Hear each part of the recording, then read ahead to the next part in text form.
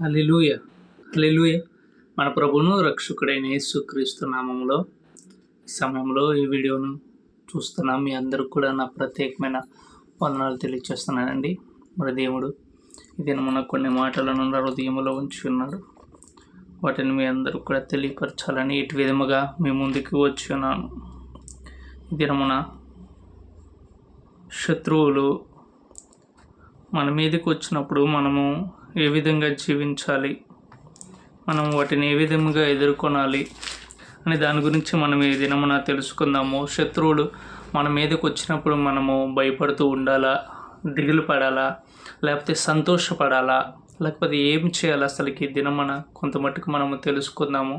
మరి ప్రభు ఈ దినమున నీ జీవితంలో ఏ శత్రువు అయితే నిన్ను ఏలుబడి చేస్తూ వచ్చుచున్నాడు, ఏ శత్రువు అయితే నిన్ను ఏళన చేస్తూ వచ్చుచున్నాడు, ఏ శత్రువు అయితే నిన్ను బలహీనపరుస్తూ వచ్చుచున్నాడు, ఏ శత్రువు అయితే నీ యొక్క ఐశ్వర్యమునే కానీ, నీ ఆరోగ్యమునే కానీ, నీ ఆనందమునే కానీ, నీ ఆత్మీయతనే కానీ, నీ పరిశుద్ధతనే కానీ, నీ నీతినే కానీ, నీ భక్తినే కానీ ఏదైనా దొంగిలిస్తున్నట్లయితే మరి వాటన్నిటిలో నుంచి ఏ విధముగా మనం బయటికి రావాలి, మరి దేనిని మనం ఆధారమును చేసుకోవాలి మరి అనేది ఈ దినమున తెలుసుకుందాము. హల్లెలూయా!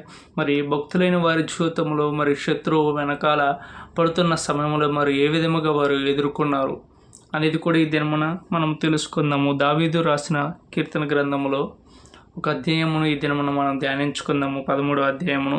దానిలో దావీదు యొక్క పడుతున్న శ్రమలు, శత్రువులు ఏ విధంగా అయితే తరుముచున్నారో మరి దావీదు వాటిని ఏ విధముగా ఊహించుకుంటూ ఏ విధముగా మరి ప్రభుతో మాట్లాడుతున్నాడో, మరి శత్రువుల యొక్క విజయమును ఎంత మాత్రము కూడా ఒప్పుకొనక మరి ఏమని పలుకుచున్నాడు, ఏమని అడుగుచున్నాడు, ఏమని వెతుకుచున్నాడు, అసలుకి దేనిని ఆధారమును చేసుకుని జీవించాడు అనేది ఈ దినమున మనము తెలుసుకుంటూ ముందుకు వెళ్దాము.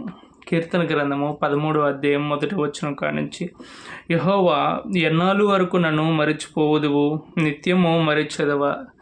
మొట్టమొదటిగా మనం చూసుకుంటే మరి ఇక్కడ దావీదు పడుతున్న శ్రమలు, ఇబ్బందులు, కష్టాలు, నష్టాలు, శత్రువు వెనకమాల మరి తరుముచున్నాడు. మరి ఎంత భయంకరమైన దినములలో మరి దావీదు ఉండగా మరి శత్రువుని ఆలోచన చేస్తూ మరి అసలు దేవుడు నన్ను మర్చిపోయాడా, దేవుడికి అసలుకి నేను గుర్తున్నానా లేనా అన్నట్లు మరి మాట్లాడుకుంటూ దేవుడిని ప్రశ్నించుచున్నాడు. ఏమని ప్రశ్నించుచున్నాడంటే, యెహోవా ఎన్నాళ్ళు వరకు నన్ను మర్చిపోదువు, నిత్యము మరిచేదవా.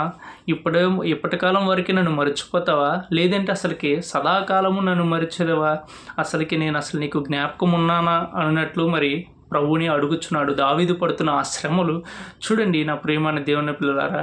మనం పడుతున్న శ్రమల్లో కొన్నిసార్లు కొన్ని మాటలు మనము విడుదల చేస్తూ ఉంటాము.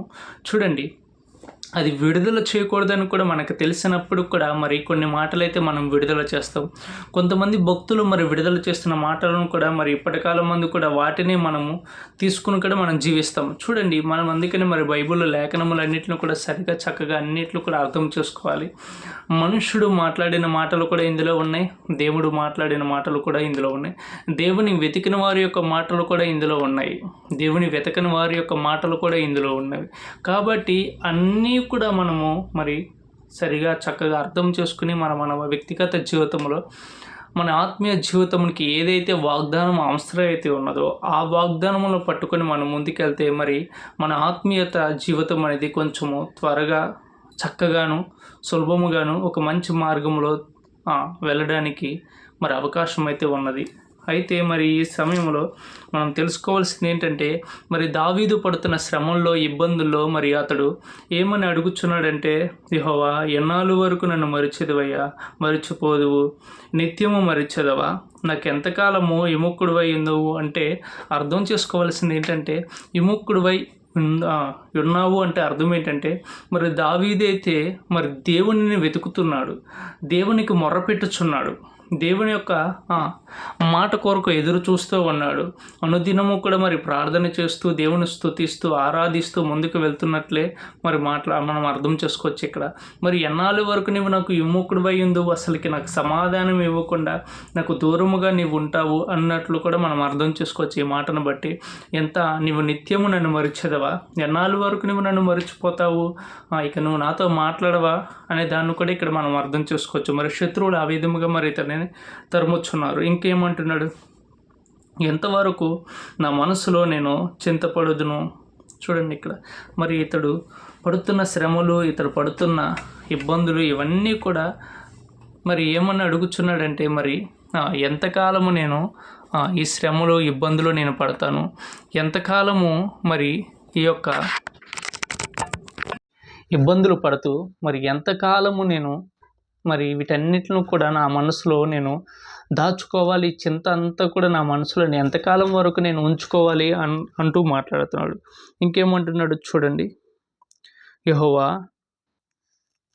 ఎంతవరకు నా హృదయములో పగలంతయు దుఃఖాక్రాంతుడనై ఇందును. మరి పగలంతయు నిజమునుకుని చెప్పాలంటే మరి పగలు మనిషికి దుఃఖం ఉన్నా కూడా మరి మనుషులందరూ కనపడతారు కాబట్టి ఆ దుఃఖం అనేది కనపడకుండా కూడా మనుషులు జీవించవచ్చు. నిజమునకు చెప్పాలంటే ఎవరితో ఒక స్నేహితును కానీ బంధువును కానీ ఎవరి దగ్గరికైనా వెళ్ళినప్పుడు మరి ఎవరితో అయినా కలుసుకున్నప్పుడు మరి హృదయంలో ఎంత చింత వేదన మరి బాధలు ఉన్నప్పటికీ కూడా మరి చుట్టుపక్కల ఉన్న వాతావరణం బట్టి చుట్టుపక్కల ఉన్న వారి యొక్క మాటలను బట్టి అయినా కొంత మట్టుకైనా మరి మనము ఆ దుఃఖంలో నుంచి బయటికి రావడానికి మరిచిపోవడానికి కొంత అవకాశం అయితే ఉన్నది.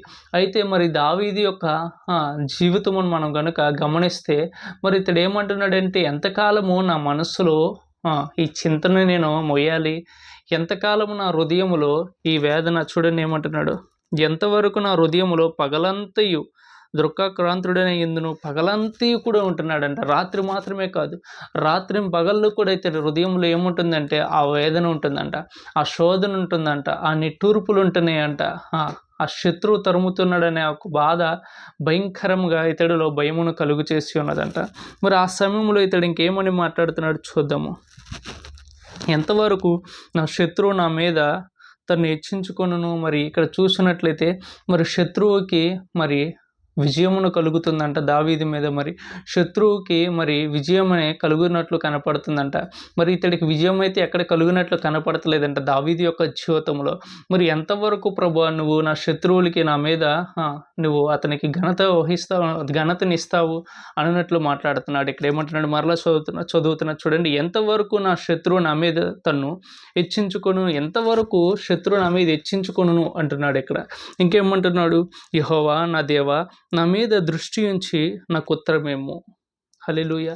చూడండి, అంటే మనకు అర్థం చేసుకోవాల్సింది ఏంటంటే మరి ఇతడు మొర్రపెట్టుచున్నాడు, ఆ శత్రువులు తరుముచుండగా ఆ హృదయములో మరి కలతయో దుఃఖము భయంకరముగా ఉన్నప్పుడు కూడా పగలంతయో రాత్రింబో జాములు కూడా మరి ఆ దుఃఖం అంతా కూడా ఉన్నప్పటికీ కూడా శత్రువులు వెనక మళ్ళీ తరుముచున్నప్పుడు కూడా అతని మనసు అంతా చింతతో నిండినప్పుడు కూడా మరి ఇతడైతే ఏమని చేయుచున్నాడంటే మరి మొర్రపెడుతూ మరి నీ దృష్టి నా యందు నిలిపేదవా అన్నట్లు అడుగుతున్నాడు. చూడండి, యెహోవా నా దేవా నా మీద దృష్టి ఉంచి నాకు ఉత్తరమేమో అంటే అడుగుచున్నాడు. ఇతడు మొర్రపెట్టుచున్నాడు, అతని మీద ఒకసారి దృష్టి ఉంచయ్యా, నన్ను కరుణించయ్యా, నన్ను కర్ణీకరించయ్యా, ఈ స్థితిగతులన్నింటిలో నుంచి కూడా నన్ను విడిపించయ్యా, నా పరిస్థితులన్నింటిలో కూడా నేను జయించుటకు నాకు కృపనుగ్రహించయ్యా అన్నట్లు ఇక్కడ మరి మొర్రపెడుతూ మరి ఆ శత్రువులకి మరి విజయము అందకుండా లేదంటే ఇతడి మీద పొందకుండా మరి ఇతడైతే దేవుని యొక్క శక్తిని ఆధారం చేసుకుని మరి ప్రార్థిస్తూ మరి దేవుని యొక్క సంకల్పం కొరకు ఎదురు చూస్తూ ఉన్నాడు. మరి ఇతడు చూస్తున్నట్లయితే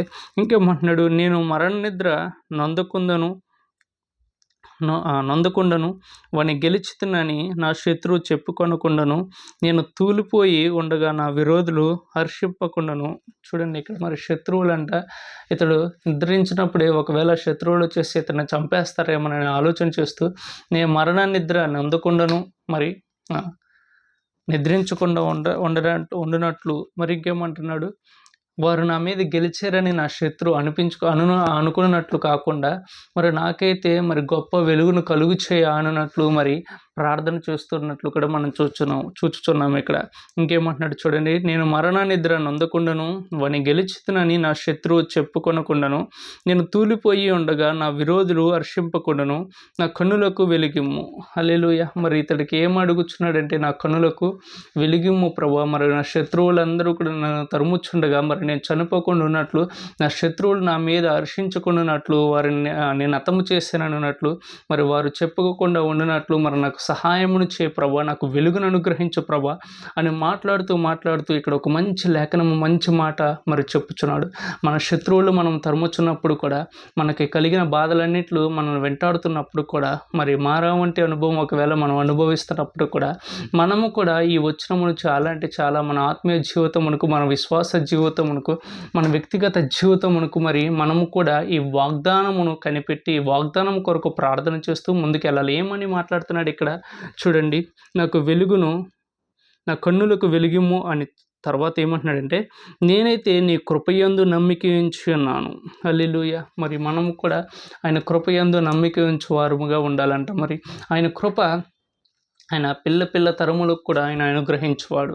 మరి ఆయన కృప మనకు అనుగ్రహింపబడిందంటే మరి ఏ శత్రువు కూడా మన మీద ఏలుబడి చేయలేడు. మరి ఆయన నేనైతే నీ కృపయందు నమ్మిక ఉంచున్నాను, నీ రక్షణ విషయమై నా హృదయము హర్షించుచున్నది. హల్లెలూయా. మరి శత్రువు అయితే నన్ను ఎంత తరుముచున్నారు, శత్రువులైతే నన్ను వెంటాడుచున్నాడు, శత్రువులైతే నేను ఎక్కడ దొరికితే అక్కడ చంపేయాలని చూస్తున్నారు. వారికైతే ఈ విధముగా హర్షించడానికి నువ్వు అవకాశం ఇవ్వమాకు, కానీ నేనైతే వారి నిమిత్తం హర్షించట్లేదు, కానీ నీ రక్షణ విషయమై నా హృదయంలో నేను ఎంతగానో హర్షించుచున్నాను. ఎందుకంటే నీ రక్షణ కనుక నాకు ఉందనుకోండి, ఏ శత్రువులు కూడా నా మీద పని చేయడని మరి దావీదు భక్తుడు తన ప్రార్థనలో మరి దేవునితో మాట్లాడుతున్నాడు. ఇది మొర్రపెట్టుచున్నాడు దేవునితో. మరి కృతజ్ఞత స్తుతులు ఈ విధంగా అర్పించుతున్నాడు. ప్రభువా, నాకు వెలుగు, కన్నులకు వెలుగిమ్ము, నా శత్రువులు నన్ను చంపడానికి బయలుదేరి ఉన్నారు, నా హృదయములో అయితే మరి పగలంతా కూడా దుఃఖమైతే ఉన్నది, నా మనసంతా చింతతో నింపబడి ఉన్నది. మరి శత్రువులైతే నన్ను భయంకరంగా తరుముచున్నారు. అయినప్పుడు కూడా నేనైతే నీకు మొర్రపెడితే నీ కనుదృష్టి నా మీద ఉంచయ్యా, నీ కనుదృష్టి నా మీద నిలిపి నన్ను విడిపించయ్యా అని ప్రార్థన చేస్తూ ఇంకొక మాట ఏమంటున్నాడంటే, ప్రభువా, నేనైతే నీ కృపయందు నమ్మిక ఉంచున్నానయ్యా, ఆ కృప వలన నాకు విడుదల దొరుకును కనుక, నీ కనికరము వలన నాకు రక్షణ దొరుకును కనుక, నీ రక్షణ విషయమై నా హృదయంలో నిన్ను గూర్చి నన్ను హర్షించుచున్నాడంట, సంతోషపడుచున్నాడంట. ఆయన రక్షణ విషయమై సంతోషపడుచున్నాడంట. అందుకని ఏ శత్రువు కూడా మరి దావీదు మీద విజయం పొందలేకపోయాడు. ఏ శత్రువు కూడా విజయమును పొందలేకపోయాడు దావీదు మీద.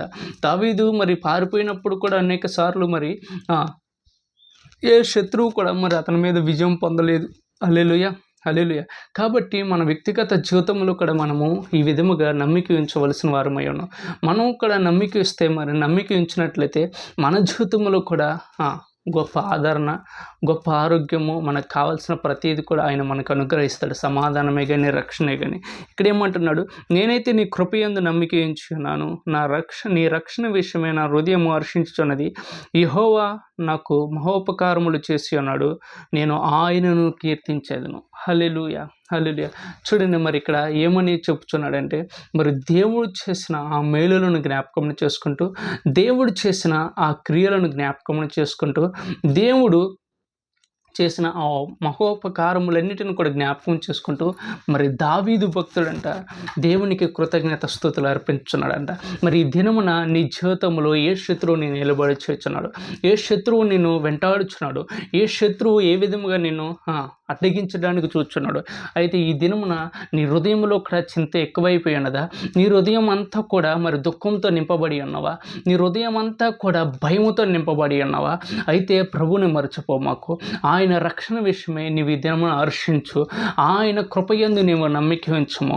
ఆయనకి నీవు కృతజ్ఞత స్తుతులు అర్పించుము. ఎందుకంటే ఆయన నిన్ను విడిపించువాడై అన్నాడు, ఆయన నిన్ను స్వస్థపరచువాడై అన్నాడు, ఆయన నిన్ను రక్షించువాడై అన్నాడు, ఆయన నీకు సమాధానం అనుగ్రహించువాడై ఉన్నాడు. కనుక నా ప్రియమైన దేవుని పిల్లలారా, మరి దావీదు వంటి జీవితం ఒకవేళ మీలో ఎవరైనా ఎదుర్కొంటున్నట్లయితే ఈ దినమున దావీదునకు చూపిన శాశ్వతమైన కృపచేత ఆయన మిమ్ములను కూడా విడిపించునుగాక. ఆమేన్, ఆమేన్. God bless you.